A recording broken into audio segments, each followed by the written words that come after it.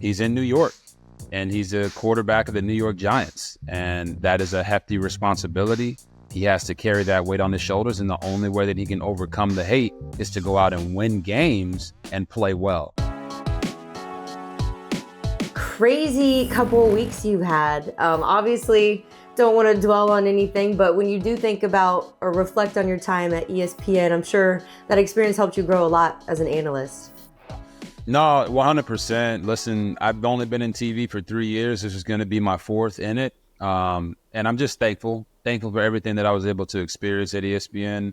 Get an opportunity to be on Monday Night Countdown with the legendary crew that included Susie Colbert and Steve Young, Booger McFarland, and Adam Schefter.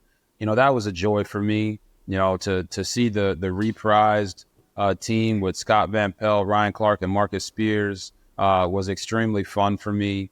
To be on a college team calling games with the legendary Bob Wischusen and Chris Budden last year was also incredible. And then this year, it was going to be able to go back with the crew that I was originally with Mark Jones and Quint Kesenick on the sidelines, with Kim Belton as our producer and Anthony DeMarco as our director. That's what you look forward to when you go on the road. We call those college crews the dog days or the road warriors.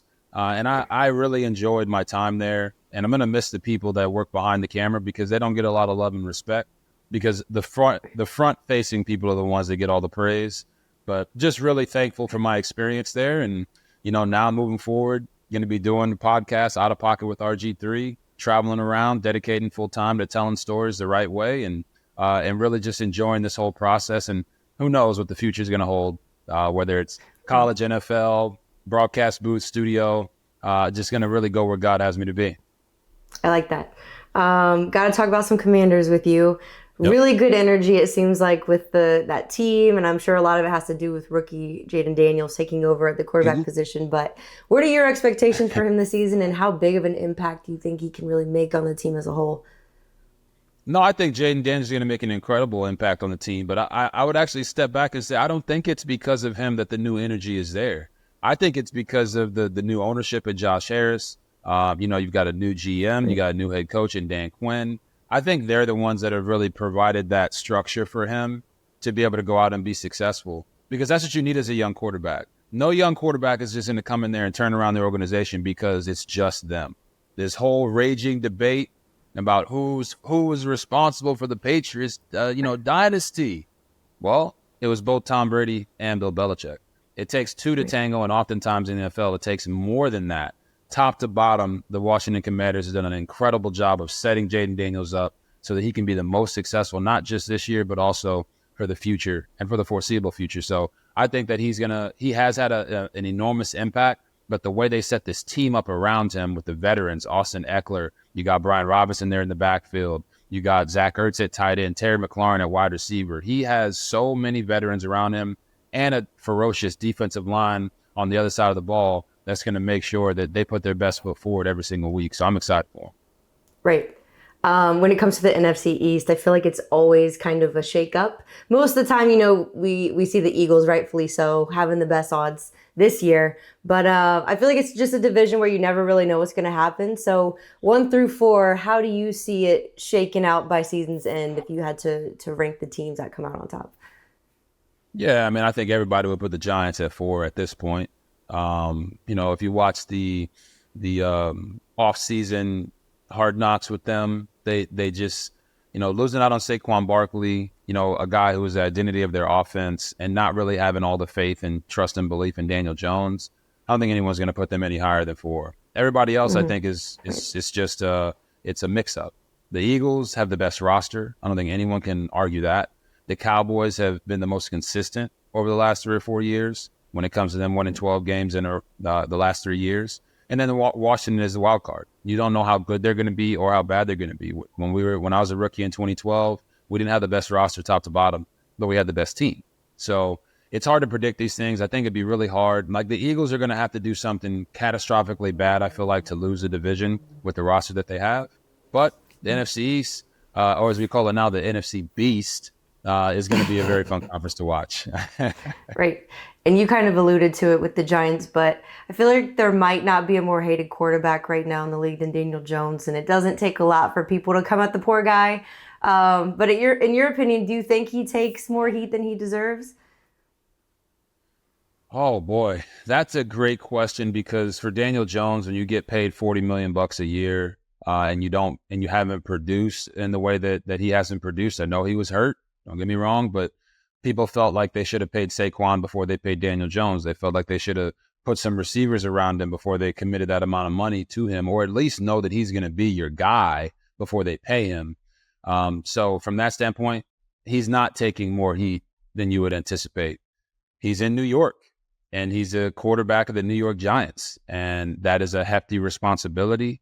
He has to carry that weight on his shoulders. And the only way that he can overcome the hate is to go out and win games and play well. So I think, listen, people hate what they don't have, I would say.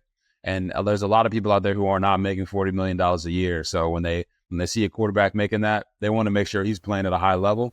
So until he starts playing at a high level, he's going to continue to get the scrutiny. Last few questions for you. Would love to very briefly talk about one of your other teams, the Ravens. I feel like everyone in the AFC North is a contender this year, but what expectations do you have for Lamar Jackson and company this year? Yeah, expectations are always high. Listen, I was in that locker room for 3 years. I know how John Harbaugh talks to that team. I know Lamar Jackson's mindset when it comes to winning football games, and that's all he cares about. I've seen this guy go out and throw for 4 touchdowns. We're winning by 21. He'll come to the sideline. I'm warming up, getting ready to go in the game because the game's over. And he comes, sits down, throws the tablet on the table and says, you know what? We need to score more points because he's upset that we kicked a field goal and didn't get a touchdown. So his mindset is always on to the next thing. And if we're being serious here, what they do in the regular season doesn't matter. It doesn't.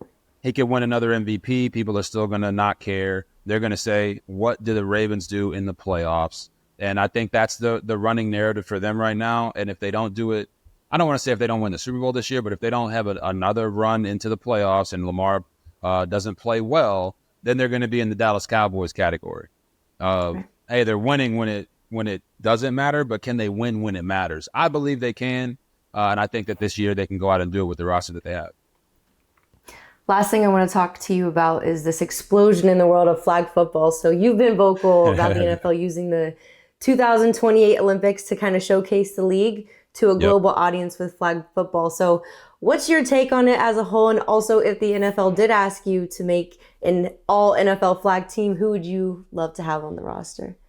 See, that's a good question because if it's an all NFL flag football team, that's different because this whole debate with the flag football players who are on Team USA right now versus the NFL players, I don't think that the average fan understands just how different the game of flag football is. I implore them to go watch highlights of these guys and understand that your typical NFL player superstar doesn't know the rules. And unless they actually embed themselves in the flag community, it's going to be very tough for them to go out and play at the highest level. Right now, Team USA is the reigning world champions. So if I had to put together a team right now, my quarterback would be Lamar Jackson. Because in flag football, the quarterback has to be able to move. And I don't mean just a little bit. I mean a lot of bit. And nobody moves better than Lamar Jackson. At wide receiver, I'm going with Justin Jefferson, Jamar Chase, and Tyreek Hill. And then you need a rusher in flag football. And I would go with Micah Parsons because he beat Tyreek Hill in the race. You know what I mean? Like a couple off seasons ago, you got to be able to rush the QB. And then at DB, I don't want any guys that are press, getting their hands on because this is all about mirroring the receivers. There's no contact in flag football. So that makes it a lot harder because some of our best corners in the league are actually bump and run press corners. So I'd have to actually do some more research before I give you those numbers, but I'd probably lean to more of the slot guys because they're the ones that cover mostly without using their hands. Hey, sports fans, if you want to see more conversations with athletes and stars, check out these videos right here and be sure to subscribe for more from USA Today Sports.